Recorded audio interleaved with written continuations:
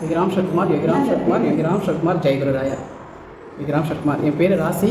பிறந்த ஊர் மதுரை, ஆனால் இருக்கிறது வந்து கரூர். நாங்கள் கரூரில் தான் கிட்டத்தட்ட 20-25 வருஷமாக இருக்கிறோம். நான் வந்து திருவண்ணாமலைக்கு ஒரு 12-13 வருஷமாக ஒவ்வொரு பௌர்ணமிக்கும் போயிட்டுருக்கேன். ஒவ்வொரு பௌர்ணமிக்கும் மாதம் என் ஃப்ரெண்ட்ஸோடு சேர்த்து கிட்டத்தட்ட ஒரு 20 பேர் 22 பேர் 25 பேருக்குள்ளே ஒரு வேன் பிடிச்சி மாதம் ஒவ்வொரு பௌர்ணமிக்கும் போவோம். ஃபஸ்ட்டு ஒரு 3-4 வருஷம், மேக்ஸிமம் 5 வருஷம் கிரிவலம்லாம் போனோம். அப்புறம் அங்கே வந்து எங்கள் கூட வந்து ஒரு அண்ணா வந்து நம்ம ஐயாவை பார்த்துட்டு வரலான்னு யோகிராம் ஆசிரமத்துக்கு எங்களுக்கு ஃபஸ்ட்டு கூட்டிகிட்டு போனார்.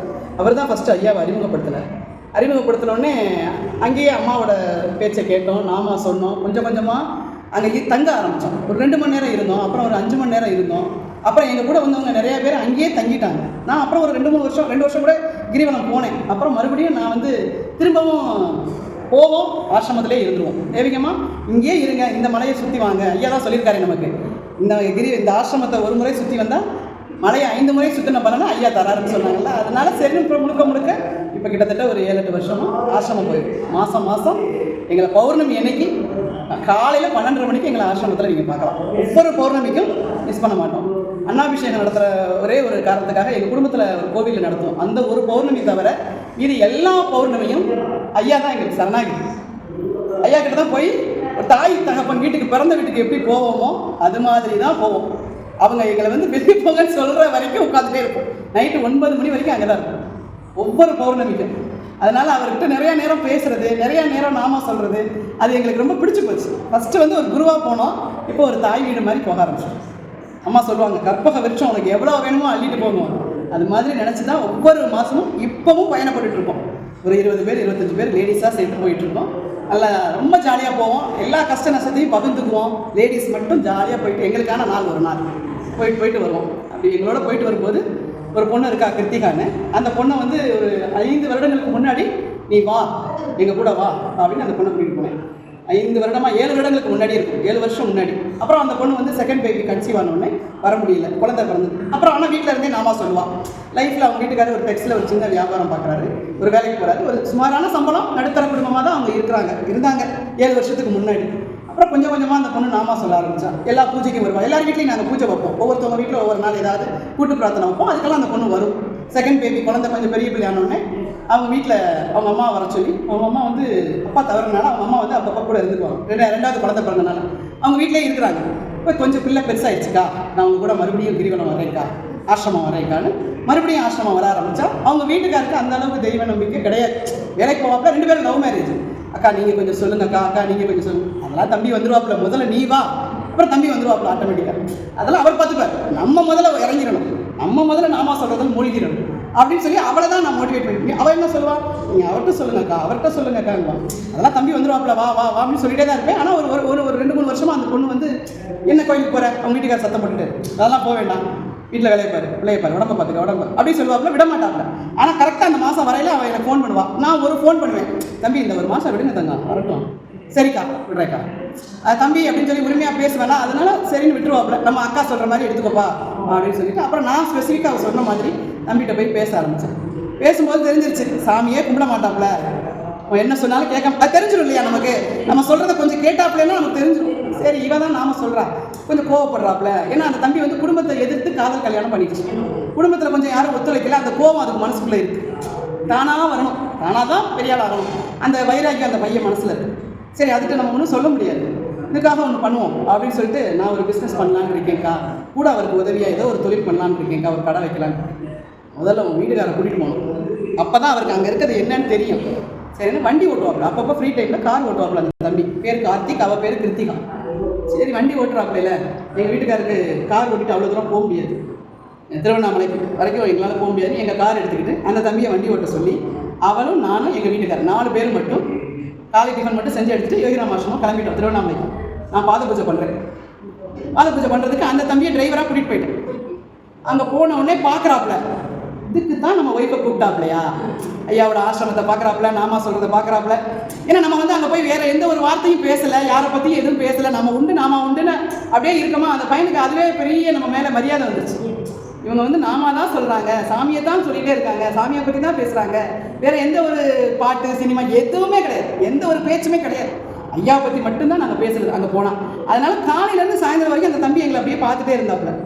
அப்போ என்கிட்ட வந்து சொல்கிறாப்புல, அக்கா இனிமேல் ஒரு மாதம் கூட என் மனைவியை நான் தடுக்க மாட்டேன், அவளால் எப்பப்போ முடியுதோ அவளை கூட்டிகிட்டு போயிருங்க. அந்த தம்பி வாயிலிருந்தே அந்த வார்த்தையை ஆசிரமத்திலே வாங்கிட்டேன். அப்போ உடனே அவன் சொன்னா, அக்கா ரொம்ப நன்றிக்கா அப்படின்னா. அப்படியே கொஞ்சம் கொஞ்சமாக அவர் என் மேலே கோவப்படுறாரு, வெறுப்பாக இருக்காரு. எல்லாமே மாறும். இந்த வார்த்தை வந்ததுக்கப்புறம் நமக்கு என்ன, எல்லாமே மாறும். சாமி மாற்றிடுவார். அப்படின்னா அப்புறம் ஒரு கடை வைக்கலான்னு அம்மாட்ட போய் தேவிகை அம்மாட்ட போய் தேவிகம்மா ஒரு சின்ன ஒரு ஃபோட்டோ கொடுத்து, கரம் கடைன்னு சொல்லுவாங்க, கரூர்லாம் அது ஃபேமஸ். கரூர் பக்கம் சின்ன கரம் கடை, பொரி தட்டு வடை கேரட்டு எல்லாத்தையும் வச்சு செய்கிற ஒரு சின்ன கடை, பெட்டி கடை மாதிரி ஒரு வண்டியில், தள்ளு வண்டியில். நான் எங்கள் பெரியம்மா அம்மா எல்லாம் செய்வாங்கக்கா, எனக்கு கொஞ்சம் எக்ஸ்பீரியன்ஸ் இருக்குக்கா, நான் ஆரம்பிக்கலாம். அம்மாட்ட கேளு, சாமிகிட்ட சொல்லு, எதாக இருந்தாலும் நீ ஆரம்பிச்சு. சரி நான் கேட்குறேன்க்கான அம்மாட்ட கேட்டால், அம்மா ஒரு சின்ன ஃபோட்டோ ஐயாவோட ஃபோட்டோ கொடுத்து இதை வச்சு நல்லபடியாக செய்யணும், நல்லா இருக்குன்னு 2 பேரையும் ஆசீர்வாதம் பண்ணாங்க. தேவிகம் வந்துட்டோம், வீட்டுக்கு வந்துட்டோம். வீட்டுக்கு வந்து ஒரு மாதம் இருக்கும். அந்த தம்பி எனக்கு ஃபோன் பண்ணுறாங்க. அதுக்கு முன்னாடி அந்த தம்பி என்கிட்ட பேசுனதுக்கும், ஆசிரமத்துக்கு போயிட்டு வந்ததுக்கப்புறம் அந்த தம்பி பேசுகிறதுக்கும் நான் ஒரு கூட பிறந்த அக்கா மாதிரி, அக்கா இது மாதிரி செய்யலான்னு இருக்கேக்கா, சொல்லுங்கக்கா எனக்கு என்னன்னு சொல்லுங்கள்.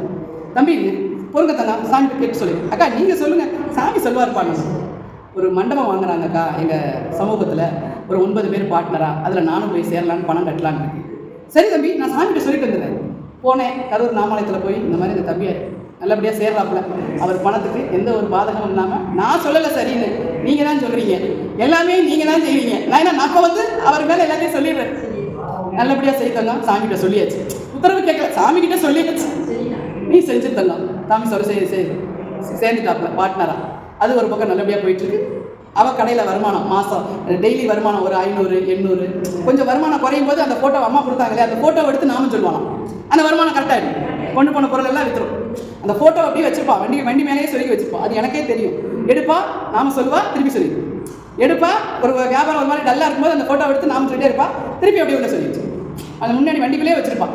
கரெக்டாக நாம சொல்லுவான். நாம சொன்னோடனே எல்லா பொருளும் விற்றோடனே சந்தோஷமாக 9 மணிக்கெலாம் கடையை க்ளோஸ் பண்ணிட்டு வீட்டுக்கு போயிடும். இப்படியே போயிட்டு இருக்கும்போது அவங்க வீட்டில் ஒரு நாள் ஐயாவோட ஃபோட்டோ 2 கை வச்சு ஆசீர்வாதம் பண்ண மாதிரி, எனக்கு மொதல் ஐயா கொடுத்த ஃபோட்டோ, மாசாரம்பத்து ஐயா எங்கள் வீட்டுக்கு வந்து 2 கையில் ஐயா ஆசீர்வாதம் பண்ண மாதிரி ஒரு ஃபோட்டோ. நான் என்கிட்ட யாராவது கேட்டால் அந்த ஃபோட்டோவை தான் சொல்லுவேன். ஏன்னா நமக்கும் எந்த ஃபோட்டோ வந்ததோ அதே ஃபோட்டோ எல்லாத்துக்கும் சொல்லுவோம் அப்படின்னு. அவளுக்கு அந்த ஃபோட்டோ வாங்கி கொடுத்தேன். அவங்க வீட்டு ஃபோட்டோவில் அப்படியே ஒரு ஜோதி மாதிரி அப்படியே ஒளி வருது. நாங்கள் ஏத்தாப்பில் லைட் எரியுதா, சூரிய ஒளி வருதா, எல்லாம் நம்ம புத்தி அப்படி தானே இருக்கும். ஒன்றுமே இல்லை. கதவு வந்து ஒரு ஓரமாக இருக்குது, ஜன்னல் ஒரு ஓரமாக இருக்குது, ஃபோட்டோ மேலே ஒரு ஜோதி தெரியும். ஃபோன் அடிச்சுட்டான் எனக்கு. அவங்க அம்மா அழுகிறாங்க, ஆனந்த கடி வடிக்கிறாங்க.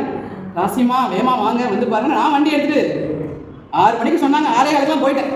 போனால் அந்த ஃபோட்டோ அப்படியே மேலே பெருசாகுது. அந்த ஜோதி வந்து அப்படியே சிறுசாக எத்தனோட சின்னதாக வந்தது, அப்படியே பெருசாக வருது. பெருசாக வந்து 6:15 6:20 6:45 கொஞ்சம் கொஞ்சமாக அப்படியே செவத்தில் ஜோதியாக அப்படியே மறையும். அவங்க அம்மா வந்து அவ்வளோ ஆனந்த கண்ணீர் விட்டாங்க. சாமிக்கிட்ட பேசுகிறாங்க, நான் உங்களை பார்க்க வர முடியலன்னு என்னையை பார்க்க வந்தீங்களா சாமி, நீங்கள் எனக்காக இங்கே வந்தீங்களா சாமி, என் பிள்ளைய நல்லா வச்சுருக்க சாமி, நல்லா வச்சு. அப்போ நம்மளுடைய நாமத்துக்கு வந்து நம்ம வீட்டில் வந்து அவர் எப்படி இருக்கிறாருங்கிறத அந்த இடத்துல போய் நான் உணர்ந்தேன்.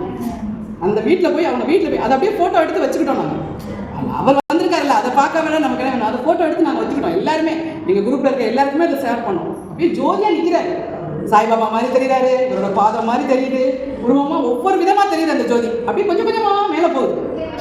அண்ணாமலை ஜோதி மறையும் பாருங்க, கொஞ்சம் கொஞ்சமாக ஒல்லியா 14வது நாள் கொஞ்சம் கொஞ்சமாக மறையும் பாருங்க. அது மாதிரி அந்த பொண்ணோட வீட்டில் நான் பார்த்தேன். அப்போ தான் சொன்னேன், நீ உனக்கு லைஃப்பில் நல்லா இருப்ப, பரிபூர்ணமாக உனக்கு அருள் கிடச்சிருச்சு, அப்படியே பிடிச்சிக்க கெட்டியானு.